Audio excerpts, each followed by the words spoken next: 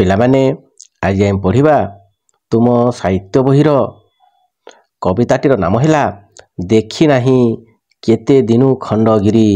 ଏହି କବିତାଟିକୁ ଲେଖିଛନ୍ତି ଉତ୍କଳମଣି ଗୋପବନ୍ଧୁ ଦାସ। ତ ପିଲାମାନେ ସେ ଖଣ୍ଡଗିରି ବିଷୟରେ କବିତାକୁ ଲେଖିଛନ୍ତି। ସେ କେତେ ଦିନୁ ଖଣ୍ଡଗିରିକୁ ସେ ଦେଖି ନାହିଁ ସେ ବିଷୟରେ ଏହି କବିତାରେ ସେ ବର୍ଣ୍ଣନା କରିଛନ୍ତି। ଚାଲ ତାହେଲେ ପିଲାମାନେ ଆମେ କବି ପରିଚୟ ଟିକେ ଆମେ ଜାଣିବା। ଦେଖ, ଉତ୍କଳମଣି ଗୋପବନ୍ଧୁ ଦାସ ସେ ପୁରୀ ଜିଲ୍ଲାର ସୁଆଣ୍ଡ ଗ୍ରାମରେ ଜନ୍ମଗ୍ରହଣ କରିଥିଲେ। ସେ ସତ୍ୟବାଦୀଠାରେ ବନ ବିଦ୍ୟାଳୟ ପ୍ରତିଷ୍ଠା କରି ସେ ଦେଶପ୍ରେମୀ ସଂଗ୍ରାମୀ ମଣିଷ ତିଆରି କରିବା ସଙ୍ଗେ ସଙ୍ଗେ ସାହିତ୍ୟ ମାଧ୍ୟମରେ ଆମ ସଂସ୍କୃତି ଓ ସମାଜକୁ ଉନ୍ନତ କରିବାକୁ ସାରା ଜୀବନ ପ୍ରୟାସ କରିଛନ୍ତି। ତାଙ୍କରି ଆଦର୍ଶକୁ ଭିତ୍ତି କରି ଓଡ଼ିଆ ସାହିତ୍ୟର ଏହି ସମୟକୁ ସତ୍ୟବାଦୀ ଯୁଗ କୁହାଯାଏ। ଦେଖ, ସେ ଲେଖିଛନ୍ତି କ'ଣ କ'ଣ ଲେଖିଛନ୍ତି ଦେଖ, ଧର୍ମପଦ, କାରା କବିତା, ବନ୍ଦୀର ଆତ୍ମକଥା, ଅବକାଶ ଚିନ୍ତା ଇତ୍ୟାଦି ତାଙ୍କର ମ୍ଳାନ କୃତି। ଦେଖି ନାହିଁ କେତେ ଦିନୁ ଖଣ୍ଡଗିରି କବିତାରେ ଗୋପବନ୍ଧୁ ଖଣ୍ଡଗିରି ଇତିହାସ ମାଧ୍ୟମରେ ଆମ ଅତୀତର ଗୌରବକୁ ମନେ ପକାଇ ଅଛନ୍ତି। ତ ପିଲାମାନେ ଚାଲ ଏବେ ଆମେ କବିତାଟି ଆରମ୍ଭ କରିବା। ଦେଖ, ଦେଖି ନାହିଁ କେତେ ଦିନୁ ଖଣ୍ଡଗିରି, ଇତିହାସ ଯାର ଅଙ୍କେ ଅଙ୍କିତ, ଅମର ଅକ୍ଷରେ ନୀରବ ଗମ୍ଭୀରେ, ଗାଏ ସେ ଉତ୍କଳ ଗୌରବ ଗୀତ।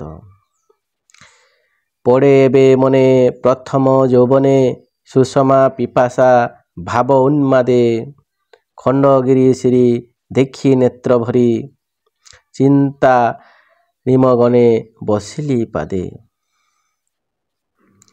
କଳ୍ପନାର ପୋତେ କାଳ ପ୍ରତିଶ୍ରୁତେ, ଭାସି ଦେଖିଲି ମୁଁ ଉଜ୍ଜଳ ଛବି, ଇତିହାସ ଯାର ନକରେ ପ୍ରଚାର, ଚିନ୍ତା ନାହାନ୍ତି ଯା କାବ୍ୟରେ କବି। କାଳର ପ୍ରଭାବେ ଜନଶ୍ରୁତିପଟୁ, ରୂପରେଖ ଯାର ଲିଭିସି ଆଜି, କଳିଙ୍ଗର ସେହି ଅତୀତ ବିଭବ, ଐର ଖାରବେଳ କରତି ରାଜି।